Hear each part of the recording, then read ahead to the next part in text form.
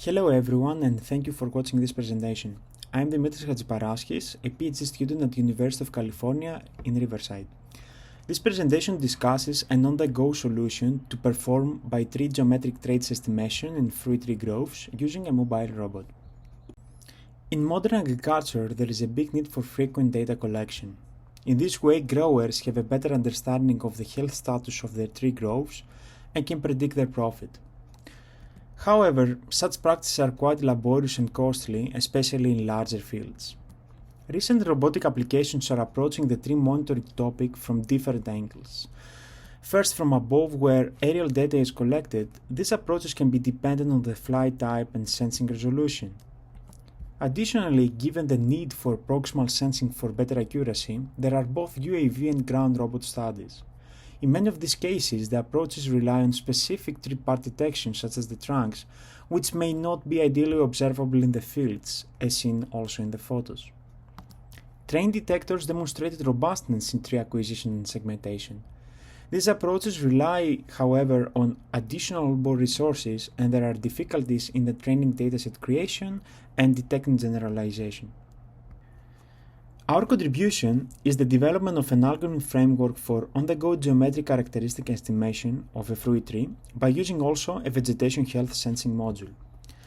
The main key points are the development of a real-time LiDAR camera fusion algorithm for precise geometry and georeference mapping on the global map, a multivariate and entropy-based correspondences algorithm for robust 3D cluster association in localization, and employing proximal RGN sensing for integrating vegetation data for landmark detection outdoors. Our robotic system is depicted in the image on the right and consists of the ClearPath Jackal robot with its onboard GNSS receiver, a fixed mount and 3D LiDAR sensor, and a red-green near-infrared camera. We compare our approach with the robotic precision harvesting method for tree detection as a baseline. For monitoring the vegetation health and also locating the trees, we rely on the feature of the near-infrared radiation reflectivity from the healthy vegetation. As you can see from the sketch on the left-hand side, different health states of the leaves lead to different radiation absorption and reflectance levels. Thus, by using the normalized difference vegetation index, we can aid tree detection as seen in the two figures. Specifically, by having the extreme calibration for our RGN sensor on our LiDAR, we can obtain the NDVI value of the LiDAR points that can reveal important information about the tree health and stress levels. In our method, the main objective is to correlate the obtained tree clusters with our local tree landmarks and then with their global representations on the map. Here you can see the overall system diagram. On the top right, you can see the RGN frame processing steps and its combination with the point cloud pre-processing part. We use the universe transverse Mercator to define the robot's coordinate system. For each obtained cluster, we keep its 3D position in the local frame and its average NDVI value. We form individual Kalman filter estimates for each created local tree to keep track of the continuous changes while the robot is moving in the field, but also to accurately estimate the height, width, and average NDVI values. For each received point cloud, we associate the newly obtained clusters with the stored landmarks by using the matching probability that is resulted from the estimate innovation. Hence, we update the current state given the matching probability score and the uncertainty in landmark matching, computing through the entropy.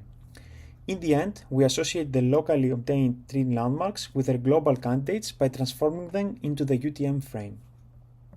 To evaluate our system, we initially conducted simulated experiments by using the gazebo simulator with a custom-designed citrus farm generated by using real aerial imagery data from the user agricultural fields.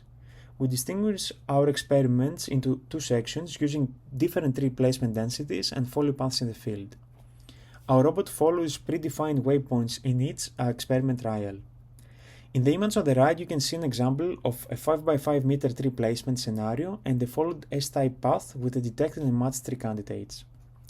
We evaluate our method with a maximum absolute percentage in width and height estimation for each tree row individually, given the ground of the formation. Initially, from all of our experiments, our system demonstrated 4.1 and 6.6 as the average map error in width and height estimation separately. Given the different tree placement densities, 4 rows indicated better width estimation because of the larger coverage at the start of the robot's path, and more sparse fields indicated better estimation height. Different path following also demonstrated important remarks by having longer straight paths helping in better height estimation, and also closer traverses to more accurate width estimation. More specifically, here we can see an example from a simulated robotic survey. All clusters are obtained and associated with the local landmarks each time a new point cloud is received. Our robot collects point cloud segments for each tree candidate and calculates the maximum width along the path for the width estimation. Also, it captures the changing LiDAR top point in the scanning ring for each tree in order to obtain the height level. On the left hand side, you can see the fusion of the camera frame and the 3D LiDAR projected points. Our landmark correspondence approach is robust even in sharper turns, as you can see, by keeping track of the detected landmarks along the way.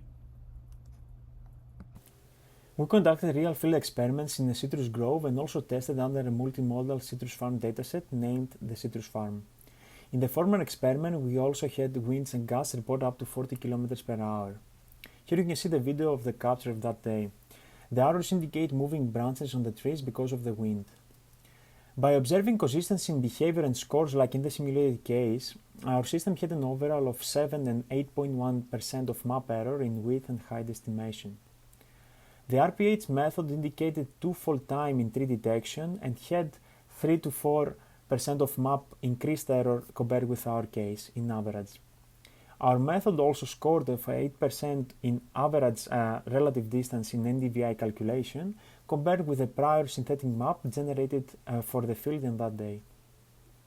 In sum, in this work we presented a robust algorithm for on-the-go tree detection and tree landmark correlation. Our method provides accurate geometric and vegetation-based characteristics of fruit trees, but also is autonomous ready to be deployed on smart agricultural vehicles. Thanks for listening.